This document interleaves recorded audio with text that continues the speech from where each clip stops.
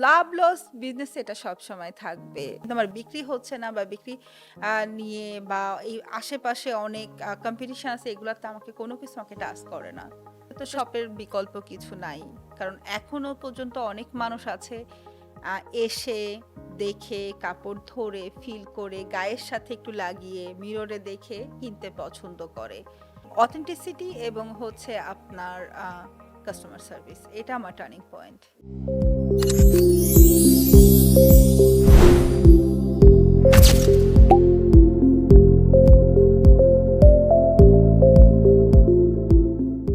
আসসালামু আলাইকুম। স্বাগতম অনুপ্রেরণার গল্পে। এখানে আমরা কথা বলি এমন মানুষদের সঙ্গে যারা সাহস, পরিশ্রম আর বিশ্বাস দিয়ে জীবনের পথ বদলে ফেলেছেন। আজকের অতিথি এমন একজন নারী যিনি ঘর থেকে ছোট করে ব্যবসা শুরু করে আজ 2টি প্রতিষ্ঠানের মালিক। চলুন স্বাগত জানাই আমাদের আজকের অতিথি ফাতেমা খাতুন, যিনি একজন স্বপ্ন বুননকারী উদ্যোক্তা। আসসালামু আলাইকুম আপু। ওয়ালাইকুম আসসালাম আপু। কেমন আছেন? জি ভালো আছি, আপনি ভালো আছেন? জি আপু, ভালো আছি। প্রথমে আমরা শুরু করব আপনার যে এই যে উদ্যোক্তা হওয়ার পিছনের গল্প, এবং আপনি কখন এবং কিভাবে চিন্তা করলেন যে আপনি উদ্যোক্তা হতে চান। ধন্যবাদ আপু। আমি এটা চিন্তা করেছি আসলে অনেক আগে থেকে। যখন আমি ইন্টারমিডিয়েট পড়ি তখন থেকে আমার নিজে কাপড় কিনে নিজে কেটে কেটে বানিয়ে আমি ডিজাইন করে আমি নিজে পরতাম বা আমার ফ্রেন্ডদেরকে করে দিতাম। ওই সময় থেকে কিছুটা ভালো লাগা ছিল কাপড় ডিজাইন করার ব্যাপারে। তারপরে পড়াশোনার প্রেশার, তারপরে বিয়ে হয়ে এখানে চলে আসা। এখানে আসার পরে লম্বা একটা সময় গেছে, বাচ্চা, আদার্স ক্যারিয়ার। তো পরে মনে হলো যে না, আমি কিছু একটা শুরু করতে চাই, সেটা বাংলাদেশি প্রোডাক্ট কেন না, আমি বাংলাদেশি প্রোডাক্ট কেন এখানে প্রমোট করছি না। তো প্রথমেই শুরু করেছিলাম কিছু জামদানি থ্রি পিস দিয়ে, যেটা আমরা সবাই অনেক পছন্দ করি, কিন্তু ওটা ছিল আনস্টিচ। আনস্টিচ থাকলে যেটা হয় যে এখানে স্টিচ করার একটা বড় ক্রাইসিস থাকে। তো সেই জায়গা থেকে তারপর ওটা বন্ধ করে দিয়ে তারপরে চিন্তা করলাম আমি কিছু বুটিক শাড়ি কেন করছি না।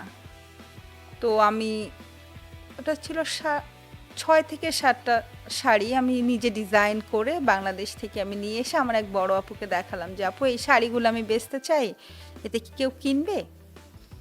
আপু বলল সবগুলা শাড়ি সুন্দর, দিয়ে দাও আমাকে ফাতেমা, আমি নিয়ে যাই। তো এই যে আপু যে নিয়ে গেল, এটা থেকে আমার আসলে খুব ভালো লাগার একটা জায়গা তৈরি হলো যে একটা মানুষ আমার 7টা শাড়ি দেখলো এবং 7টা শাড়ি নিয়ে চলে গেল। এবং শাড়িগুলো ছিল আমাদের টাঙ্গাইলের তাঁতের শাড়ি, ওটার উপরে কারচুপি ওয়ার্ক করা, ছোট ছোট ডলার চুমকি পুঁথি দিয়ে কাজ করা, লেস ওয়ার্ক করা। তারপরে আমি আরও কিছুদিন ওয়েট করে থাকি 2 মাসের মতো। তারপরে আমার এক বড় আপুকে আমি বলছিলাম যে আমি আসলে জামদানির কিছু থ্রি পিস এনেছিলাম, ওটা তো বেচা হয় নাই, পড়ে আছে ঘরে, কিন্তু শাড়িগুলো বিক্রি হয়ে গেছে। তো আমি কাপড়টা নিয়ে শুরু করতে চাই। এটা 2022 এর কথা। তারপরে বললাম যে ওকে ঠিক আছে, আমি চেষ্টা করি, দেখা যাক। তো আপনার স্বপ্ন বুননের পথ তখন থেকেই শুরু তখন হলো, থেকে তখন শুরু, থেকেই হ্যাঁ। হলো। তো আপনি যে প্রথমেই ঘর থেকে যে শুরু করলেন, এটার প্রথম যে প্রতিবন্ধকতা বা কোনো চ্যালেঞ্জ ছিল কিনা? আমি তখন একটা জব করতাম ফুল টাইম। তখন সময়টাই আমার সব থেকে বড় প্রতিবন্ধকতা ছিল। কিন্তু ওই যে শিকড়ের টানে, দেশি প্রোডাক্ট নিয়ে কাজ করব বা দেশীয় ফ্যাশন নিয়ে কাজ করব, এটা সব থেকে বেশি আমার হচ্ছে আমাকে মোটিভেটেড করতো শুধুমাত্র যে আমি দেশি প্রোডাক্ট নিয়ে কাজ করব, দেশি ফ্যাশন নিয়ে কাজ করব, দেশি ঐতিহ্য নিয়ে কাজ করব। তো আমার সময়টাই তখন অনেক বড় চ্যালেঞ্জ ছিল যে আমি ওই কাজের মাঝখান থেকে সময় বের করে, ওদিকে আমি মা, আমার 2টা বাচ্চা ছিল। তো তার সময়টাই সব থেকে আমার বড় প্রতিবন্ধকতা ছিল যে আমি সময় কিভাবে ম্যানেজ করবো। এছাড়া আলহামদুলিল্লাহ আমার কোনো প্রতিবন্ধকতা ছিল না। এই ক্ষেত্রে আপনার পরিবার এবং আপনার বন্ধু বান্ধবের কাছ থেকে আপনি কেমন প্রতিক্রিয়া পেয়েছেন একদম প্রথম দিকে? আমি আসলে আলহামদুলিল্লাহ খুব লাকি যে আমার পরিবার, আমার বন্ধু বান্ধব সবাই এত বেশি আহ, কি বলবো, আমাকে সাপোর্ট করেছে। তো এটা বলার বাইরে, যেহেতু আমি ফুল টাইম জব, বিজনেস, বাচ্চা সব কিছু মিলিয়ে আমার বিজনেসের জন্য ইভেন দো আমি যখন আমার কোনো আইডিয়া শেয়ার করতাম আমার কোনো ফ্রেন্ডের কাছে গিয়ে যে আমি না এইরকম এই ক্যাটালগটা আমি আনতে চাই, নিয়ে আয়, আমরা আছি, এই যে ব্যাপারটা সবসময় ছিল। সো বন্ধু বান্ধবরা আপনাকে অনেক উৎসাহ দিয়েছে। আমার ফ্যামিলি, বন্ধুবান্ধব, চারপাশের মানুষ, আমার অনেক সিনিয়র আপু আছে, অনেক সবাই সবাই আমি আজকে এই জায়গায় আসলে সবার ভালোবাসা, আলহামদুলিল্লাহ। তাহলে বলতেই হয় আপনি আসলে অনেক লাকি। আলহামদুলিল্লাহ। আপনি যে এই কাজটা শুরু করলেন এবং আপনার দুইজন মেয়ে আছে, সংসার সামলিয়ে ব্যবসা, এই যে ভারসাম্যটা, এটা আপনি কিভাবে মানে কাজ করছেন এটাকে নিয়ে? এটা হচ্ছে ওই যে নিজেকে আরো একটু বেশি পরিশ্রমী হতে হয়। ধরেন আপনি যদি চিন্তা করেন আপনি ৮ ঘন্টা ঘুমাবেন, ওখানে একটু ঘুমটা কমিয়ে ৬ ঘন্টায় নিয়ে আসতে হবে। তার মানে হচ্ছে পরিশ্রম সাফল্যের চাবিকাঠি, এটাই চলে আসছে। পরিশ্রমটাই আসলে সাফল্যের চাবিকাঠি, এটার বিকল্প কিছু নাই। পরিশ্রম পরিশ্রম পরিশ্রম। তো এই যে ভারসাম্যটা আপনি করছেন এবং এখান থেকে কি আপনার কখনো মনে হয়েছে যে আর পারছি না, ছেড়ে দিতে হবে? এবং না। এটা মনে হওয়ার পর আপনি ওখান থেকে কিভাবে মানে ফেরত এসেছেন বা আপনি কাজ এগিয়ে গিয়েছেন? না, কখনো মনে হয়নি। আমার অনেক যেটা হয় যে আমি নতুন নতুন ডিজাইন, নতুন নতুন কাপড়, যেমন আমাকে অনেক আমার দেশীয় ফ্যাশন অনেক টানে। যেমন ধরেন টাঙ্গাইলের তাঁতের শাড়ি, হ্যাঁ, আমার যখন খুব খারাপ লাগে আমি তাঁতের ওই অনেক ভেরিয়েশন দেখার চেষ্টা করি, এই ডিজাইনটা কিভাবে তাঁতিদের সাথে কথা বলি, এই ডিজাইনটা কিভাবে মডিফাই করা যায়। তারপরে আরেকটা যেটা হয় যে তখন আমি অন্যান্য দেশের যেমন ইন্ডিয়ান, পাকিস্তানি ফ্যাশনের সাথে কম্পেয়ার করতে থাকি। বাংলাদেশি ব্র্যান্ড কেন এখানে প্রমোট হচ্ছে না, বাংলাদেশি শাড়ি কেন প্রমোট হচ্ছে না। যখনই কোনোভাবে কোনো ফ্রাস্ট্রেশন কাজ করে তখন আমি চিন্তা করি যে না, আমার তো এই যেমন জামদানি দেখলে আপনি আপনার সুন্দর একটা জামদানি শাড়ির দিকে তাকাবেন, আপনার মন ভালো হয়ে যাবে। আমার এটা ফিল হয়। আমার আসলে আপনি যদি আমাকে বলেন আমি বলবো যে আমি সারা দিন রাত চিন্তা করতে পারি।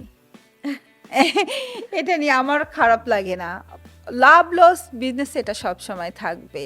এটা ধরেন অনেক সময় অনেক অনেক বেশি স্টক জমে থাকে, বিক্রি হয় না।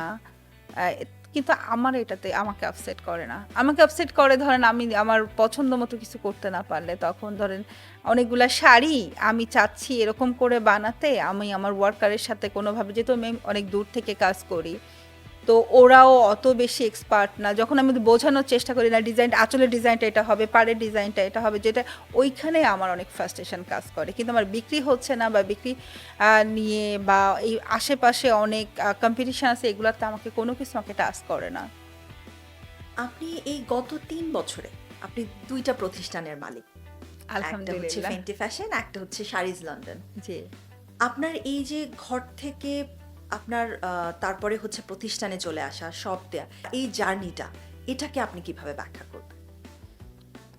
ঘর থেকে যেটা হয় যে ধরেন আপনি ঘর থেকে করলে কিছু মানে একেবারে ডাউনলাইন কাস্টমারের কাছে আপনি থাকছেন, লাইক আপনার ফ্যামিলি, ফ্রেন্ড, আত্মীয় স্বজন, আর অনলাইন থেকে যারা কিনছে তারা কিনছে। কিন্তু শপের যে ব্যাপারটা, এটা হয় যে আপনি যখন অনেক বড় পরিসরে চিন্তা করবেন যে না আমার বিজনেসটা আরেকটু আমি বড় করতে চাই, তখন আসলে তো শপের বিকল্প কিছু নাই। কারণ এখনও পর্যন্ত অনেক মানুষ আছে এসে দেখে, কাপড় ধরে, ফিল করে, গায়ের সাথে একটু লাগিয়ে, মিররে দেখে কিনতে পছন্দ করে। এটা যেমন হতো যে বিভিন্ন ইভেন্টে যখন যেতাম তখন দেখতাম সেল মার্জিনটা অনেক আপ থাকতো। আপনার অনলাইনের তো একটা রেগুলার একটা বেসিক সেল থাকতো, কিন্তু ইভেন্ট বা আমি অনেকগুলা ওপেন হাউস ইভেন্ট করেছি যেটাতে দেখতাম সেল মার্জিনটা রিয়েলি হাই। তো তখন আমার মনে হতো যে যেহেতু একটা ওপেন হাউস করলে বা একটা ইভেন্টে গেলে সেলটা বেশি হয়, তার মানে এই মানুষগুলা চাচ্ছে যে কোনো একটা নির্দিষ্ট জায়গা থাকুক যেখানে এসে তারা দেখে পছন্দ করে নিয়ে যেতে পারে। তো এটা হচ্ছে নিজের মি টাইম বলতে আমার বিজনেস থিঙ্কিং। হ্যাঁ, যেটা সবাই বলে, ধরেন আমি একটু চা খাচ্ছি তখনও চিন্তা করি যেটা কিভাবে ভালো করা যায়, কিভাবে ভালো করা যায়।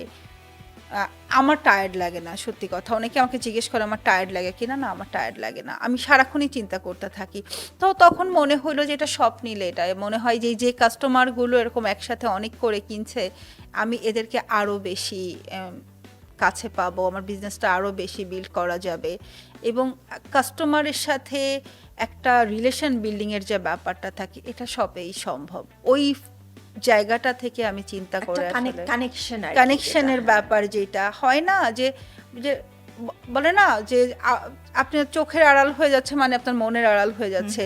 তো ওই ব্যাপারটা আমাকে অনেক ইয়ে দিত, প্যারা দিত, যে আমি মনে হয় দোকান যদি দেই এদের সাথে আমার কানেকশনটা অনেক ভালো থাকবে।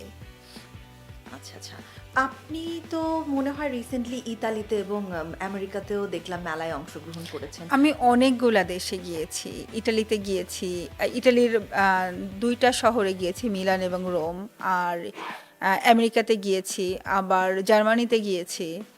তো ওখানে জাস্ট এটা প্রমোশন পারপাজে, যেটা ধরেন ওয়ান কাইন্ড অফ প্রমোশন। আমি যাচ্ছি, ওখানের মানুষ কেমন চিন্তা করে, কোন ফ্যাশন ট্রেন্ড তারা ফলো করতেছে, এটা জাস্ট প্রমোশন পারপাজে। বাট আলহামদুলিল্লাহ বিজনেস ওয়াইজও ভালো ছিল। আচ্ছা, তাহলে দারুণ অভিজ্ঞতা ছিল আলহামদুলিল্লাহ। এই যে ব্যবসায়ী হিসেবে আপনার টার্নিং পয়েন্ট কোনটা আপনি মনে করেন যে এই জায়গায় টার্নিং পয়েন্টটা ছিল এবং ওখান থেকে আপনি পিক করেছেন যে আমার এটা করা উচিত বা আমি এখান থেকে শুরু করতে পারি?